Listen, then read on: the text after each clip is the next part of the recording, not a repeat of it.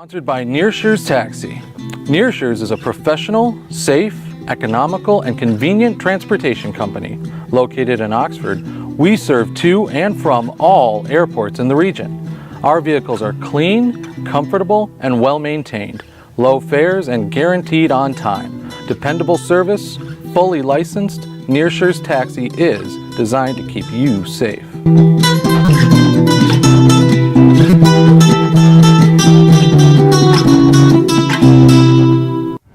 Welcome to Oxford News This Week. I'm Elgin Nichols. And I'm Terry Stiles. In this week's news, the robotics team kicks off a new season, a fundraiser for an Oxford dad battling cancer, and a rescue group finds homes for nearly 600 dogs. Stay tuned, learn more about these stories and others. The Oxford News begins right now.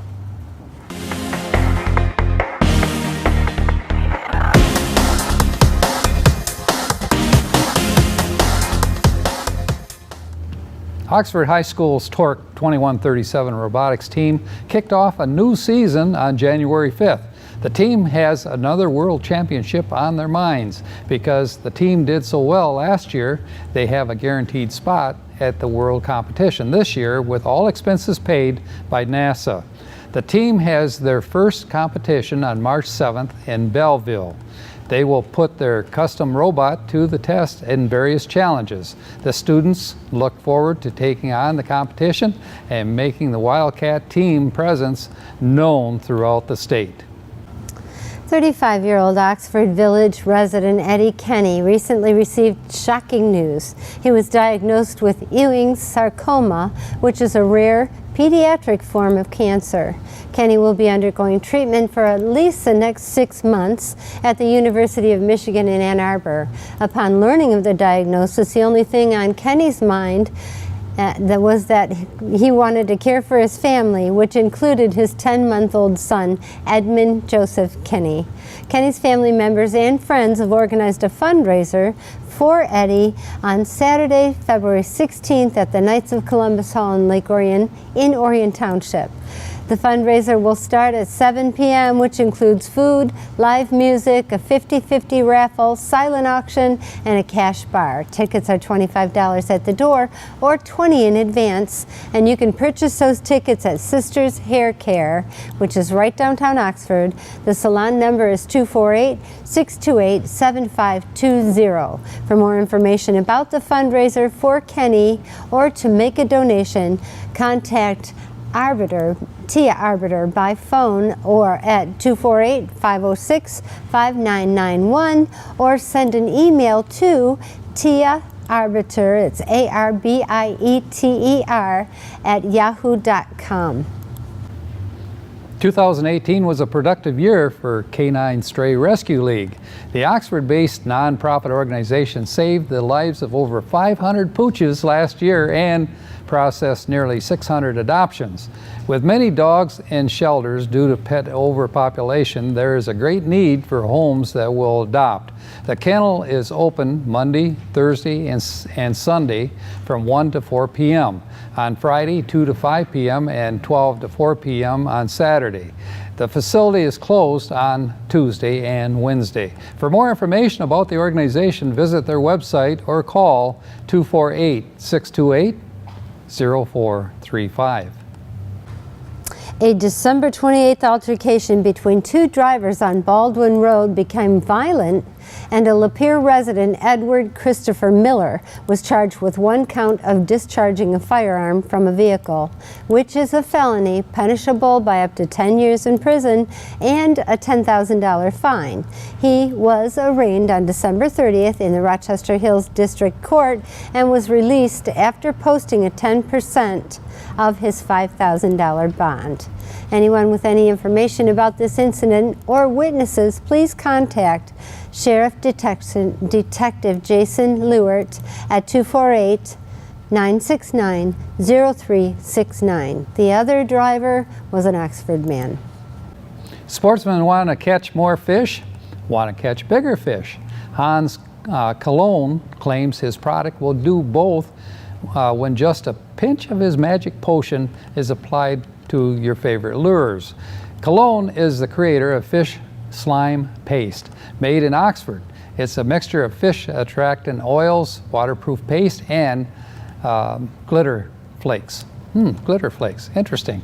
Testimonials from fish slime paste users posted online shows the product has helped fishermen land everything from largemouth bass and pike to steelhead and king salmon. Colon believes his product is superior to others because in addition to being effective, it lasts longer once it's applied to the lure. Fish slime paste is available locally at Harvest Time and Pew's Party Store in Lake Orion. It can also be purchased online for $7 per jar plus sales tax, and each jar contains 2 fluid ounces. The Holds are a well-known band here in the Oxford area and are now set to perform a special concert to raise money for Every Child Fund, which supports Boston Children's Hospital.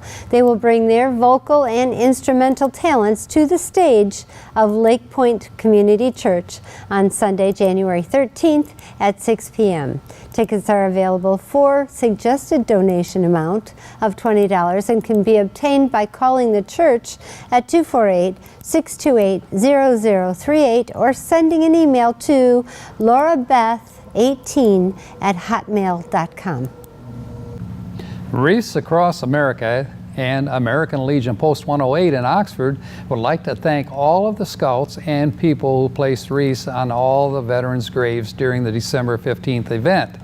Ridgelawn Cemetery thanks Dave Gerber for conducting the opening prayer and the Oxford United Methodist Men for their help, and Lake Orion Dunkin' Donuts for donuts and coffee. And the Oxford Leader editor, C.J. Carnacchio, for taking pictures. 2018 was a busy year for the Oxford Fire Department. The station had over 2,000 calls. This is an increase of over 100 calls from 2017.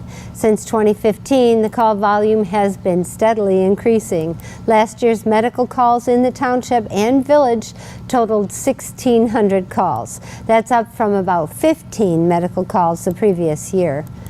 Fire Chief Pete Schultz said if the number continues to rise, he will have to look at hiring more full-time shift personnel within the next few years. Right now, Oxford has 4 full-time firefighters, paramedics, assigned to each of the department's 3 shifts. Schultz is primarily considering adding 1 full-time staffer to each shift. He believes this could possibly be funded by asking voters not to merely renew the fire department's property tax, which expires in December of 2020, but restore it to the 3.5 mils that was originally approved in the November 2014 general election. You know, I think Oxford is very fortunate to have idea. a fire department that we have, you know, and the support that they give the EMTs. Right.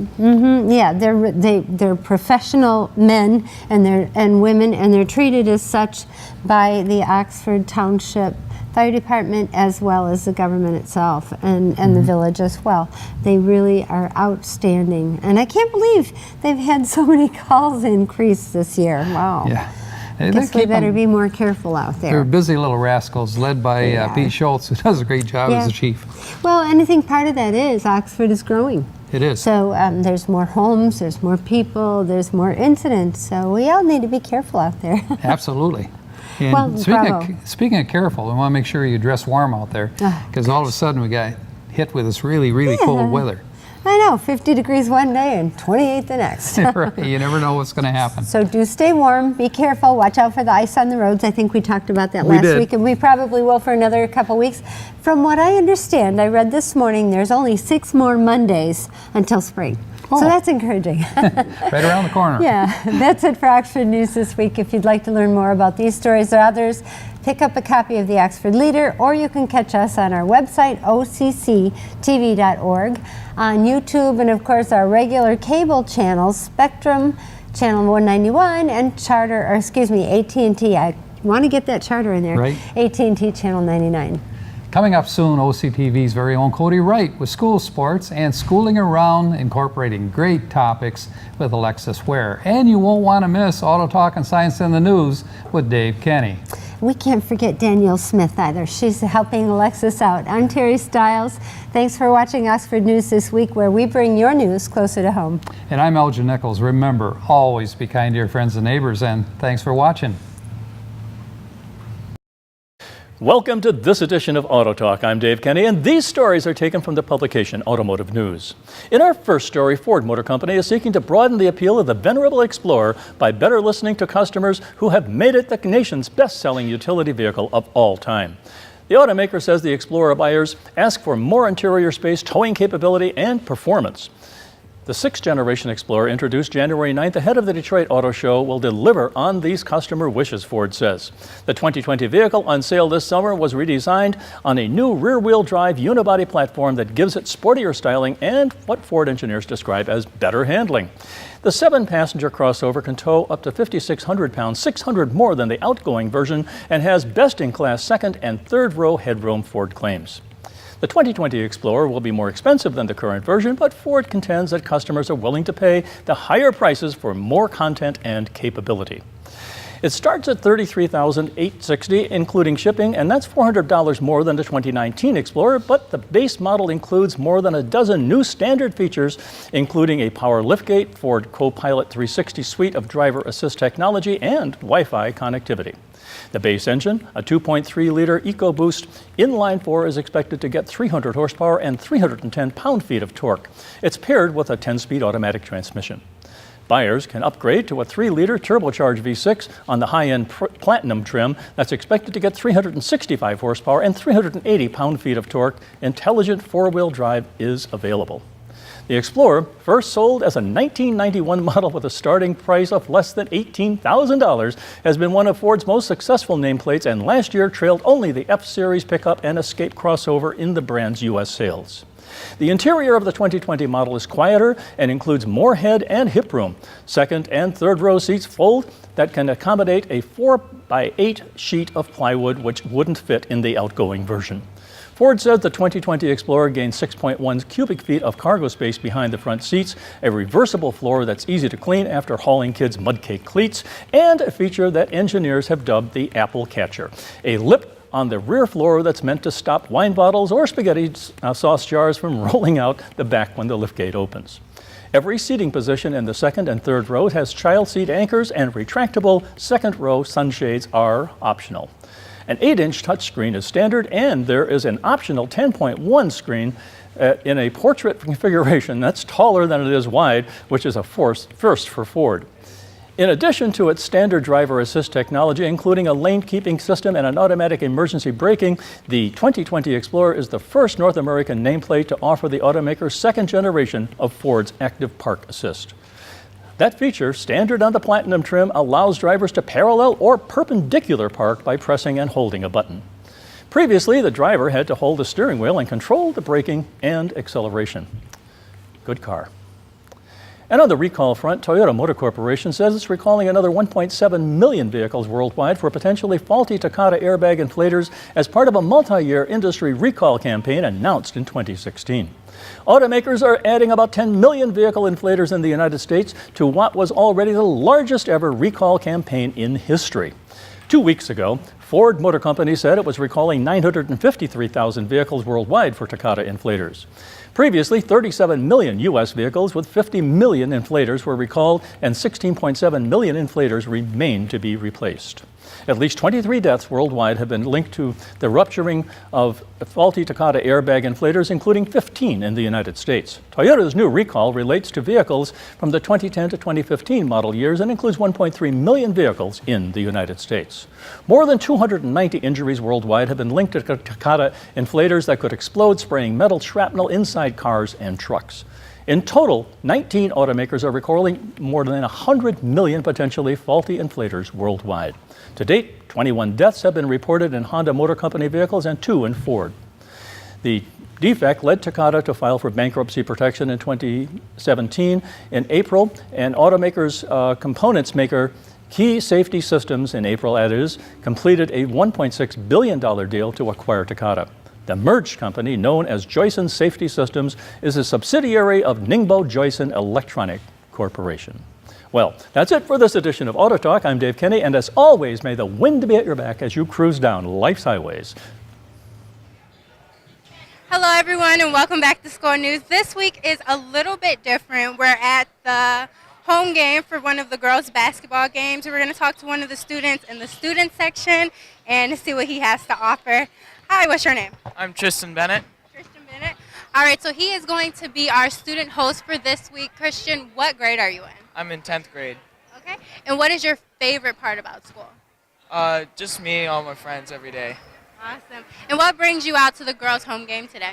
I have a couple of good friends on this team that I love to support. Who are those friends? Carly Boyd, Michaela, and Shelby. What numbers are they? Can we be sure to look forward to them? I have no idea what numbers they are, though. Okay. Oh, they're on varsity. Awesome. Yeah. So they're coming up next. Be sure to look for this game on Oxford Community Television. And who are they facing today? Why don't you help us out here? Oh, Avondale. Avondale. So Oxford versus Avondale. It'll be up soon. And then tell us what being a leader means to you. Being able to camaraderie with the team and be able to make sure everybody does their best. Exactly, and that's a good way to put it, especially at a basketball game like this. Make sure that everyone does their best. So if you're in a team setting like this and maybe someone is a little bit off, what can you say to them? Like some kind words to help them play a little bit better. I know you can do better. I just need you to pick it up. Just do it for the team. You got this. Awesome, that's a really good one. That was really good. All right, so let's cheer your friends on. If somewhere out on the court today, maybe one of your teammates aren't playing as good as they should, pick them up. Come on, we got this. We can do it. We're cheering on not only you three, but the entire Wildcat family today as you girls play Avondale. And is there anything else that you want to say not only to the team today, but to the entire district of Oxford to encourage them for another year? Got to come and support the teams. Your support really funds the program. Exactly. So not just boy games, guys. Come out for the girls game as well. Thank you so much for talking to us and offering some kind words of encouragement. Let's go Oxford. All right, so that about wraps it up here at the game today. You're going to see me back at the studio, and we're going to go over some of the current events as well as calendar events coming up next. And now for some school events. Today, Monday 14th, the Blue Lake Fine Arts Camp Scholarship auditions are being held after school. Wednesday, the 16th, exams for first, second, and third hour for the high school students, and there's no late start this day. Thursday, the 17th, exams in fourth and fifth hour for high school students, and Clear Lake is having their annual Green Team meeting. Friday, the 18th, exams in sixth and seventh hour, and that about does it for the events for this week. It's a short week. Now we're going to kick it off back to the girls basketball game right before Cody Wright with school sports.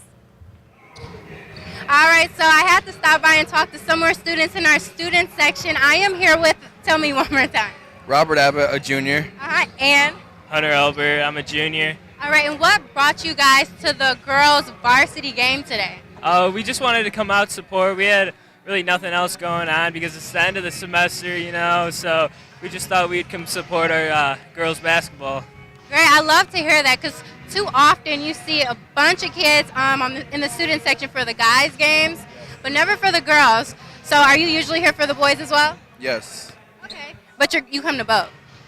Not all the time, but we don't really have anything going on tonight, and we really want to show some support because there's no one in the student section but us. So, yeah. Awesome. Now, what is one thing that you can tell the girls' team today to encourage them? I think that we should like play better and put up banners or something to show that the girls' games are actually going on because we don't really know that the girls' games are going on. So I think we should show support to the girls' games and have the students come out. Okay, and what would you say? What's something that you can say to encourage the student body as well as the girls' home team today? Just not supporting just the guys sports team, but to go out of your way to support the girls basketball, the girls whatever sport it is, and just support. Yeah, definitely. Support is a major factor, and it's really key to performing well on these during these games. It's not only a team effort that they have, but student body effort as well. Now, let's forget about the game for a second, even though it's hard because we're dead smack in the middle. Now, just in everyday life, what would you tell students as far as encouraging them to do better in school? Just keep your mind on what you want, not drift off to other things, because most of the time students just think about like popularity or something, and they aren't interactive with how they do in school or how they just like do what they want to do. So I would just say just keep your mind to what you want to do. All right, and I think that's the bell. We have about 2 minutes left before the game starts, so thanks for talking to me, guys. See you next time. What's going on, Wildcat fans? Cody right back here once again for this week's Sports Report. I hope everyone had a good holiday break. All the athletes are now rested up and ready to get back at it this last week as the 2018 winter season continues. We got a lot to go over today, so let's not waste any more time and dive right in. First off, the boys varsity basketball team added another win to their perfect record on the 4th, taking down Harrison on the road. Head coach Steve Ledlaw says it was the boys' best game of the year so far, which is saying a lot when you look at how well we have played every night. Defensively, Dejon Williams and Connor Nicholson were incredible, proving to be key elements in the boys' victory. Offensively, Michael Raish led the night with 17 points. Williams followed with 13 and an outstanding performance on his behalf. And also Trey Townsend had 12 points and Logan Coughlin had 10. The final score of the night was 79-49. The JV team also took on Harrison that night, added to the success of Oxford basketball, taking the win 77-33. All three clubs then took on Ferndale on the road on the 8th, and all three clubs took the win. Varsity ending with a 10-point spread, 75-65. JV even coming out with a bigger deficit, 47-30, and the freshman club started the night out strong with a 54-42 win. Like I said many times before, these boys are playing outstanding this year, and the varsity team currently holding an 8-0 record. The girls really did step it up this week as well. They've been no slouches this year, don't get me wrong, but this last week we saw a whole new side of the program. The girls playing 2 games and all coming out with the win. On the 4th, the varsity and freshmen took on Farmington on their home court, varsity taking the win 46-29, and the freshmen with a 16-10 win. On the 8th, all three clubs headed up to Lapeer with only one thing in mind. The freshmen started the night off strong with a 41-39 win. Then the JV club then kept the ball rolling with a final score of 23-15. The varsity club finishing the night off strong with a 47-36 win. All in all, this last week couldn't get any better for Oxford basketball, both boys and girls refusing to lose a single game. We keep this up and we are looking at an exciting second half of the season. The wrestling team ended on a good note before break as well, currently holding a record of 2-1. They hit the mat next week, both on the road, taking on some tough schools, competing in the Dick Welsh team tournament, then taking on Rochester on their home mat. We'll have more on that next week. On the flip side, both boys and girls bowling teams are off to a great start as expected. Over the holiday break, they tested their individual skills competing at the Davison Doubles and the Baker Dozen. On January 5th, both boys and girls sent 4 mixed teams to the Bakers, which is known to be a very difficult competition. 3 of the 4 teams we sent made it to the final round, the girls taking 3rd overall. The week before, at the Davison Doubles, we sent 12 mixed pairs, 75 teams competed for the match's 32 spots available, and Oxford claimed 6. By the end of it all, Megan Armbruster and Zach Barrows came in 5th overall. Claire Sandstrom and Dalton Hops, as well as Tony Verbeck and Maya Bruno, landed spots in the top 16. The boys club currently holds a record of 3-1, as well as a first place finish at the Early Bird Tournament and a 5th place finish at the Cougar Classic at Imperial Lanes. The girls record 2-1-1, also finishing 1st at the Early Bird and finishing 3rd at the Cougar Classic. Definitely keep your eyes on both of these outfits. They are in for the long run, and it should be an exciting season as always. And lastly, the Oxford and Avondale United hockey team started out the new year on a good note with a 5-3 win against Utica United.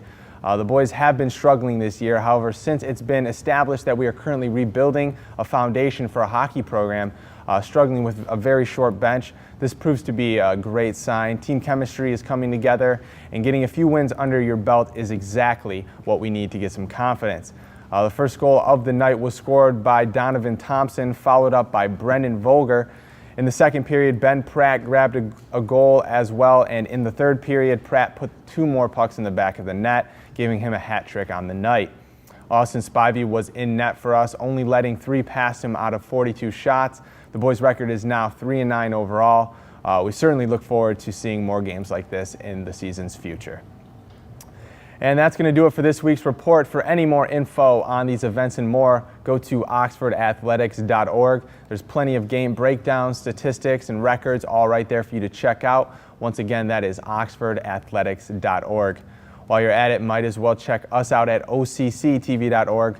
All of our coverage of these events can be found on our YouTube page, which you can access through the website. Once again, that is occtv.org. I want to thank you all for watching and remind you to tune in next time. But until then, I'm Cody Wright. Go Wildcats. Welcome to Science in the News. I'm Dave Kenny, and these stories are taken from the publication New Scientist. In our first story, leafcutter ants make rubbish dumps that emit a surprising amount of potent greenhouse gas. Ants found throughout Central and South America collect fresh vegetation and use it to grow a fungus in their nests for food. Later, the insects carry the decayed waste made of decomposed leaves, dead fungus, and even dead ants to a dump outside the colony. Just like compost heaps, these deposits are very rich in carbon and nitrogen, providing ideal conditions for microbes that produce nitrous oxide, a potent greenhouse gas. To work out how much, Fiona Soper, while at the University of Montana, and her colleagues measured the emissions from 22 ant dumps in Costa Rica. Although smaller than a dinner table, each waste dump can release as much nitrous oxide as some human-made sources, such as a wastewater treatment tank. Soper estimates that where these ants live, the piles may generate up to 350 grams of nitrous oxide a year in each hectare of forest, that is. That doesn't mean ants are a big contributor to global warming, but it shows they play a major part in cycling nutrients in the ecosystem, says Soper, something we tend to think of as done only by microbes and not by little animals. And in space, Hubble has a problem. NASA says that one of the cameras on the almost 30-year-old space telescope, the Wide Field Camera 3, is no longer operational because of a hardware problem. Reports suggest that fixing the fault might be made more difficult by the ongoing U.S. government shutdown because some of the key governmental employees who will be needed to troubleshoot the problem are currently forbidden from working. WC3 is the major imaging instrument on HST, which is the Hubble Space Telescope. It's frankly the best view of the heavens that humanity has, Simon Porter, an astrophysicist at the Southwest Research Institute in Colorado, wrote on Twitter. But apparently some bloody fence is more important. Although the Hubble Space Telescope has been observing the sky since 1990, the WFC3 added just 10 years ago during a service mission. Over the last decade, it has captured spectacular images, including a high-resolution version of the iconic Pillars of Creation, a gas cloud inside the Eagle Nebula that was first imaged by the Hubble back in 1995. WFC3 is one of the workhorse cameras on the observatory, says Christine Pullman, news chief of the Space Telescope Science Institute in Maryland. But she says there are another camera and 2 spectrographs, that is, on the HST, that all of those instruments are still functioning. All space instruments have finite lifetimes, and such issues are bound to happen from time to time, says Samit Zurbuchen of NASA's Science Mission Directorate on Twitter. Hubble's second camera, the Advanced Camera for Surveys, is also capable of generating impressive images. Earlier last week, for instance, researchers published an image with an astonishing 665 million pixels showing the Triangulum Galaxy. It was captured using the Advanced Camera for Surveys. Naturally, we're eager to get WFC3 operational again so we can have our full suite of instruments available, says Pullman. We're actively working on this issue. Good luck. Well, that's it for this edition of Science in the News. I'm Dave Kenny. Stay tuned to Oxford Community Television.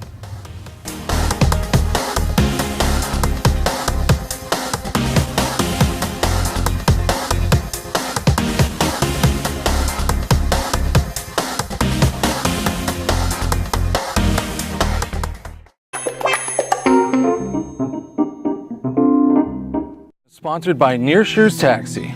Nearshores is a professional, safe, economical, and convenient transportation company. Located in Oxford, we serve to and from all airports in the region. Our vehicles are clean, comfortable, and well-maintained. Low fares and guaranteed on time. Dependable service, fully licensed, Nearshores Taxi is designed to keep you safe.